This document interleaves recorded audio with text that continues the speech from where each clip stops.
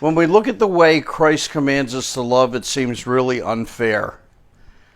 So why should we love unfairly? Let's examine the scriptures and find out why.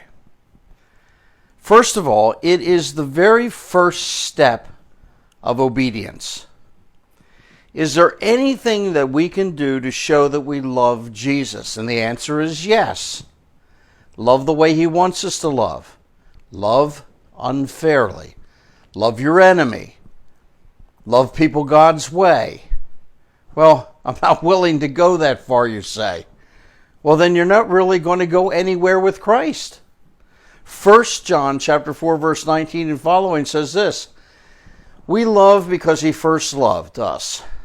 If someone says, I love God, and hates his brother, he's a liar, for the one who does not love his brother whom he has seen cannot love God whom he has not seen.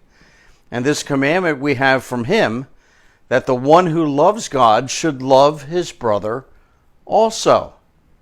And John's been watching Christians for 60 years when he writes this, and he's come to the conclusion, people say they're Christians, but if they don't love others, they aren't Christians.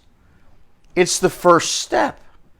And someone says, well, hey, I want to be like Michael Jordan, but I don't want to have anything to do with basketball.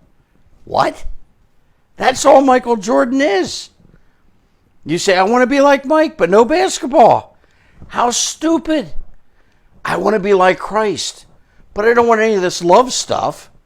Well, no way. That's how God is. God is love. And if we are on Christ's team, the jersey of the team is unconditional love for others. Oh, I want to be on that team.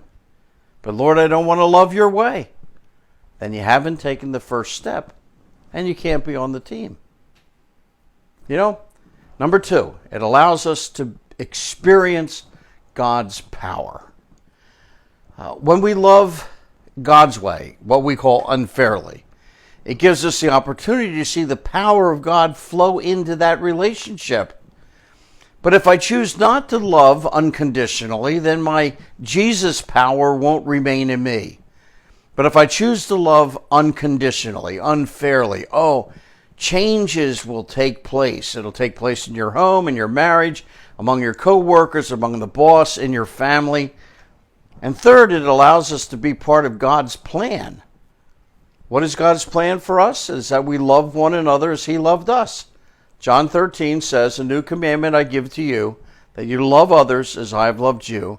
And by this, all people will know that you're my disciples if you have love one for another. It's that simple. So let's apply it. If love is an action, which we've said, do something. Find someone who needs to be loved. Bake a cake for a person at work who hassles you all the time. Send a card to a person who tries to irritate you. But love is an action.